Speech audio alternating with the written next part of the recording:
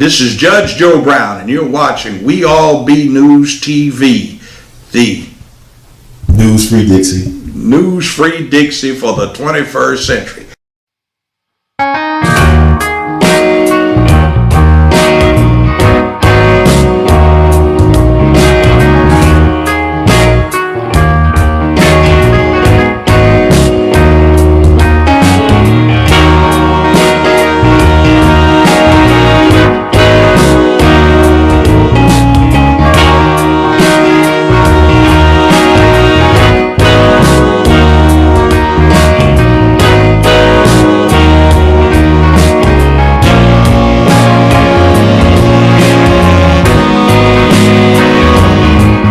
Welcome, family, to another wonderful infotainment edition of The Artivist Thinks.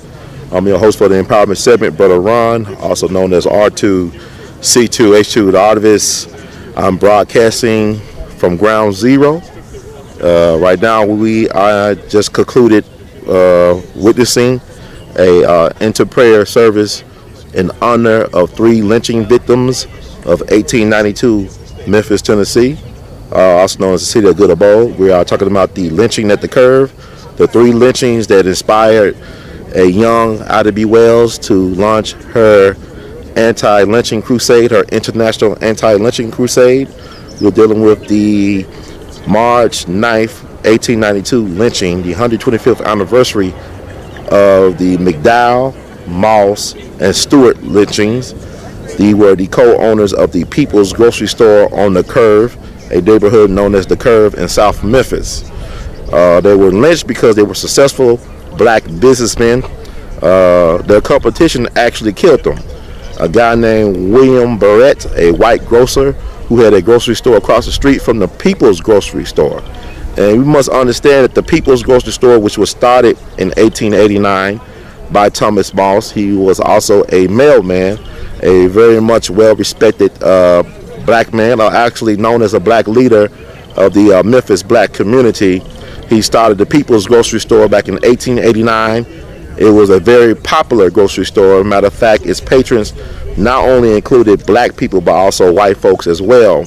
But they were in direct competition of a white grocer by the name of William Barrett. As I said before, he was very jealous of the fact that they were very economically successful in their business. And I have recently come across some information that 90% of lynching victims were business people. Like, people used to think that people were getting lynched.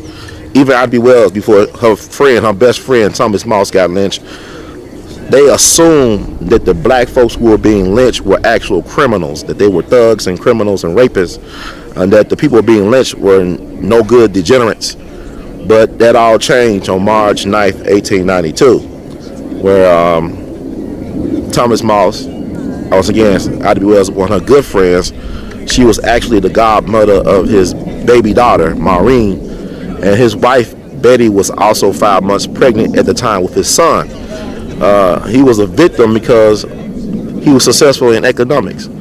And Ida B. Wells soon learned that the reason why a lot of black folks were being lynched was not because they were criminals, but also not because they were criminals, but because they were successful in their business, and a lot of them were too ambitious. Maybe they aspired to political position or, economics. And she also figured out that a lot of the black men who were accused of raping white women were actually in consensual relationships with these white women, and that was the nail in the coffin. But yeah, she soon discovered that these men actually had consensual relationships with these white women, and that drove the people, the white folks of the South, crazy, the white power establishment. First, Ida B. Wells was a school teacher. She used to teach at the city schools in Memphis. She was driven out by the city school system by black folks who said she complained too much about the inequities of the system. When she complained about how the black teachers got way lower wages than the white teachers and inadequate school conditions for the children as well as the teachers, the black folks ran out the city school system in Memphis, but the white folks ran out the South. The white folks ran out the South because she told the truth about these lynchings.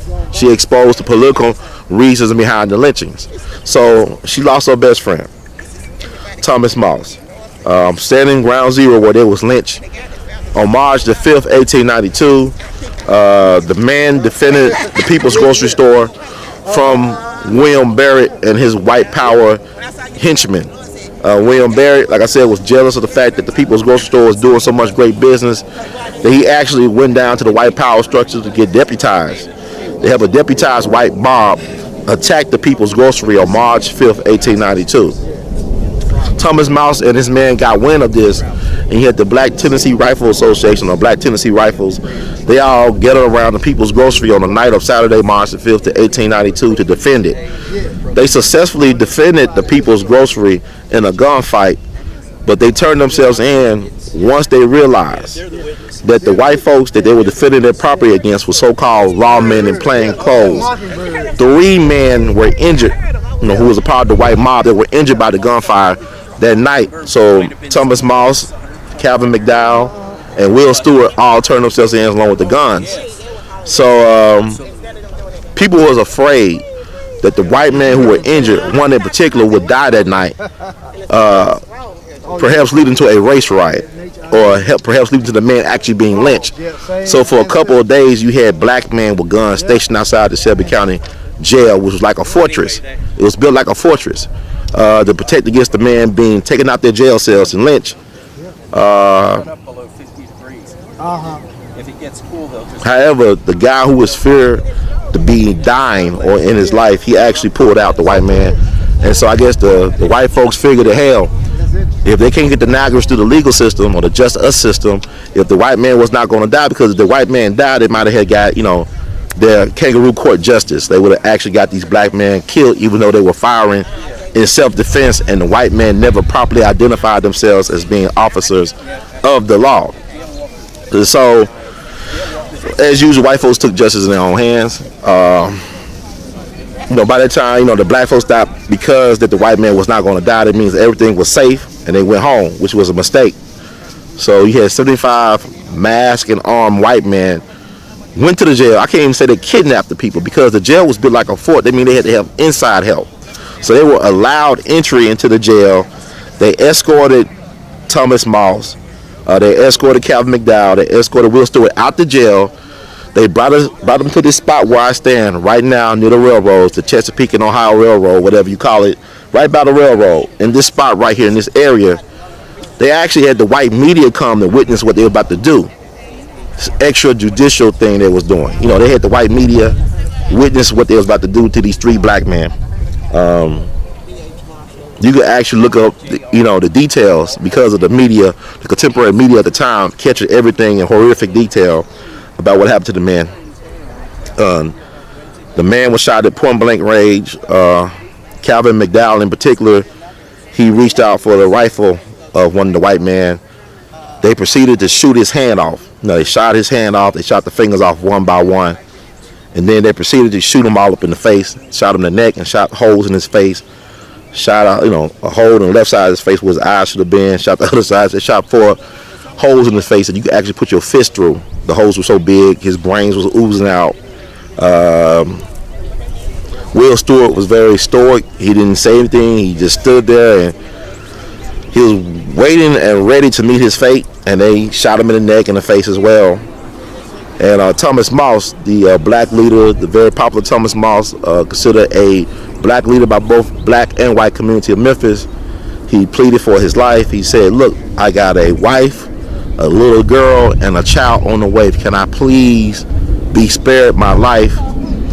Once he realized that they were not going to spare his life, he basically was asked his last words. Like, "You have any last words, Mr. Mouse, before we end your life?" He said, basically, "Tell my people to go west. There is no justice for us here. Tell them to go west." And they proceeded to shoot him up, and the rest is that. And like I said, this was the lynching that really galvanized and made Ida B. Wells the iconoclastic, black history icon that she is today. This is the lynching because it really hit close to home for her, because this was her best friend, who was not a degenerate, who was not a criminal, who was not a thug, who was not a rapist, who was not a murderer, but a provider, a true family man, an epitome of black manhood, an ambitious young fellow who wanted to serve his community. This was horrible. The funeral was held at Avery Chapel, which still exists to this day. It was an overflowing capacity crowd. You had a lot of folks outside probably had more folks outside the church than actually in the church. Abby Wells proceeded to write editorials about what happened to her friends and her media platform, the Memphis Free Speech. This is why it's so important to have true black media. Even back then, Abby Wells understood or overstood the importance of black media. Like she said, that people must know before they can act, and there's no greater educator to compare with the press. The people must know before they can act, and there is no greater educator to compare with the press. So she used her platform to talk about what happened to her friends. Started documenting the lynchings. Came probably one of the earliest black investigative journalists in America. Very good at what she did. And you got to think about Abby Wells was born into slavery July 16th, 1862 down in Holly Springs, Mississippi. She came from slavery to being an educator, to being a news person, journalist of the highest order. And this was not easy to do because women journalists were not looked upon with kind eyes back in that era. So she was a pioneer on so many different levels. But once she figured out the reason behind these lynchings, she told the black folks, look, she made sure she echoed the words of her late great friend Thomas Moss, go west, leave Memphis. Memphis does not respect you as a human being. Black lives do not matter in Memphis. Leave here. And so actually, by some estimates, 6,000 black people left Memphis and went west, went to Oklahoma territory, went to California, went anywhere but Memphis. They left Memphis. 6,000 black folks, which has a dramatic economic effect on the infrastructure of Memphis. As a matter of fact, just months after the deaths of her friends, there was a trolley strike. You know, black folks refused to ride the trolley. And actually the white power structure, the white power brokers visited Abby Wells in her Memphis Free Speech office to complain about the fact that black folks were not riding the trolley. Black folks were the biggest, customers of the trolley system in Memphis. Black folks are the largest consumers in American economics. So Abby Wells asked them, that's interesting. Do you know the reason why they're not riding the trolley? They said, well, we can't figure it out. We hope you can figure it out and get us, get some good news and good thoughts for us. And she said, okay. And so she actually wrote an editorial or article about her meeting with these white power brokers that control the trolley. And she said, they told me that a lot of y'all not riding the trolley. Keep up the good work. So she told the black community to keep up the good work. But here's the thing. Abby Wells was an interesting person. She believed in self-protection. She believed in gun rights. She believed that a Winchester rifle should have a place of honor in every black home. She believed these things. Abby Wells was a small, petite woman. She was about maybe 5 feet, 5'1", but she used to walk around Memphis with guns on her person. She used to carry guns on her person.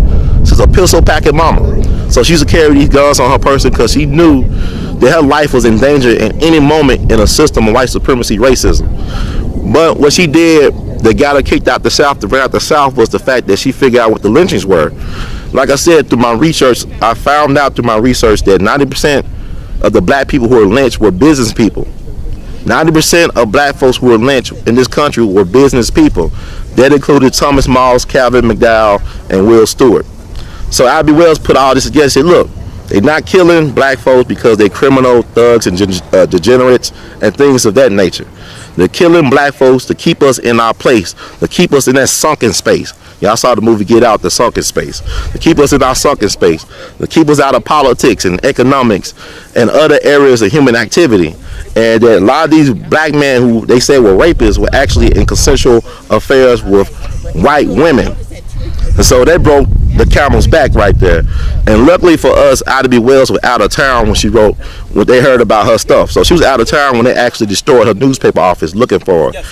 Her pen name was A.L.L, so the wife didn't really know who they were looking for per se, but thank God that she was out of town when that happened. And so she was actually unofficially banned from the South. If she ever showed her face in the place, she probably got killed or lynched herself. So this is the thing that we're dealing with. We're still dealing with stuff today. We're still dealing with Mike Brown. They just found new video about Mike Brown having a relationship with the clerks at the Ferguson store. We were finding about information about Emmett Till. When they killed Emmett Till, Senator James Eastland from Mississippi actually dug up information on Emmett Till's father. For years, Emmett Till's mother, Mammy, tried to get information on what happened to her ex-husband, Louis Till. The only way she could identify her son's body was by the ring, his father's ring, with the initials LT. So James Eastland, when the brothers went to trial for Emmett Till's murder, J.W. Malum and Roy Bryant went to trial for Emmett Till's murder, he was able to leak that information about what actually happened to Louis Till to the white press. Louis Till was executed basically because they said that he raped and murdered white women over in Italy. So he was executed by the military, by the U.S. military. He's buried in a section over in France for so-called criminals who were wearing the uniform. But it's hard to believe that he actually got a fair trial. There's evidence that came out recently that he was railroaded in the courts, in the military courts, when he was court-martialed. So they're trying to say that, well, if his father was a rapist and murderer, that the fruit don't fall too far from the tree. They always victimize the victims, whether it be Sandra Bland or Emmett Till or Trayvon Martin. They're always going to blame you for being the victim. This is the system of white supremacy, racism. And getting back to what happened at the People's Grocery Store, Thomas Moss and them had a successful business only to be lynched for it. And their competitor, the man who initiated the white mob that eventually killed Thomas Moss, Calvin McDowell, and Will Stewart, actually was able to buy the People's Grocery Store for pennies on the dollar. This evil man was able to purchase his competitors after he snuffed their life out, business for pennies on the dollar. Pennies on the dollar. So you dealing with this beast. When people say, when I hear other black folks say the most racist people they ever met were black people, how in the hell can we be the most racist people you ever met? We don't benefit from a system. Racism, I consider anybody as a racist that benefit from a system that gives them privilege at the expense of other people. Black folks, by their definition, cannot be racist. I can hate people, I could be biased, I could be prejudiced, but I cannot be racist. Race is not emotion. Racism is not emotion, it's a system. Racism is not emotions, it's a system put in place to deny certain people certain privileges so that other folks, certain groups of chosen people could benefit. So by that definition, all white people are racist. I didn't say they were bad people. There's a lot of nice white people. They're racist. Good white people. Racist. Racism deals with a system of privilege, not how you feel about certain people. You understand? White supremacists is a different story. All races are not white supremacists. Like all white folks in Memphis at the time when A.L.L.'s friend got killed, they were racist. But not all of them were white supremacists. William Barrett was a white supremacist. He's the one that took the lives of her best friends. But this is a system set up to benefit white people. Whoever classified as white, they got an obligation to recognize that you cannot blame a black man or a black woman or a black child for hating them because it's based on their history. It's like your credit report. We base your credit score on what you have done in your past. So white folks' credit score, and it relates to black people, is very, very low. You know what I'm saying? It's very, very low. So that's what I'm saying. This is what I'm saying. This is what you got to understand, so you won't get it confused. But also we got to understand the importance of controlling our media. It's so important. I.B. Wells understood that importance. You look at David Walker, The Appeal, one of the greatest manifestos ever written. He understood the importance of controlling your media. Marcus Garvey understood the importance. Malcolm X, all our greatest leaders, Frederick Douglass, they understood the importance of controlling our media to tell these stories. These stories should be a part of every black school kid's curriculum. There's no reason why this story about what happened to Ida B. Wells-BARNETT friends and how she was galvanized to act and to respond in a certain way. She led the anti-lynching crusade for 7 years by herself. This is a black woman from the South, a former enslaved African, small, petite, pretty young lady, led a one-woman crusade against the bamboozlement and the genocide, the systemic genocide of her people by herself. So don't tell me what one person cannot do by themselves when they are inspired by the right reasons to do so. Don't tell me what you cannot do. You manifest your reality. You manifest your destiny. You have it within you to do what is right, not only by you, but by your people and by your ancestors. This is why we still remember what happened 125 years ago today on these hollow grounds, on these sacred grounds, by the railroad. And this is why I'm here. So I want to thank you all for listening to me, for Rant and Rave. I hope you got something out of it. Please read Ida B. Wells' autobiography. A lot of the stuff she wrote about is available online, free at PDF form and online. All that stuff is available. And thank you all. If you feel like you like what you heard from Mr. Hurd, please spread the word. Please feel free to subscribe to our YouTube channel, We All Be TV. Please feel free to donate to the cause, the We All Be Moving cause. I want to thank everybody who have been donating, who have been listening, sharing the information that I present on this platform. I want you to know that I read every text, email, voice message, even some of the comments as I can. And I want to thank you all for believing in what I'm doing, because when you believe in me, you really believe in you, because we all be in it to win it. So in the words of Great Duke Elton, we love you madly. Keep on producing and pushing. And let me leave you with this food for thought through my music.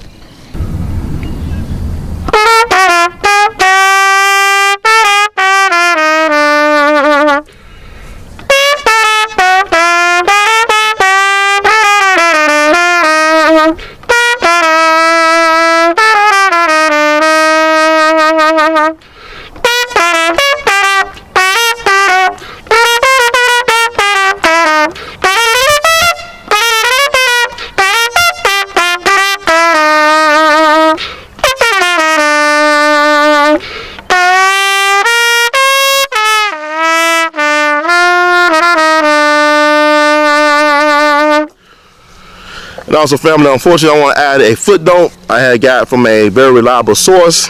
Unfortunately, Thomas Moss died on March 9th, 1892. His wife was pregnant, 5 months pregnant with his son, I believe his namesake. And just like Emmett Till, which is eerie, his son ended up getting killed at 14. He was shot. I don't have any more details beside it, but it comes from a very reliable source. Just like Emmett Till's father died the way he died, and his son ended up getting killed at 14. This man died a crazy way, and his son ended up getting killed at 14. So that's something to think about. And so hopefully I can share more information about that as I get it. But yeah, that family got hit hard. But the black family has been getting hit hard by this system of white supremacy, racism. So there you go.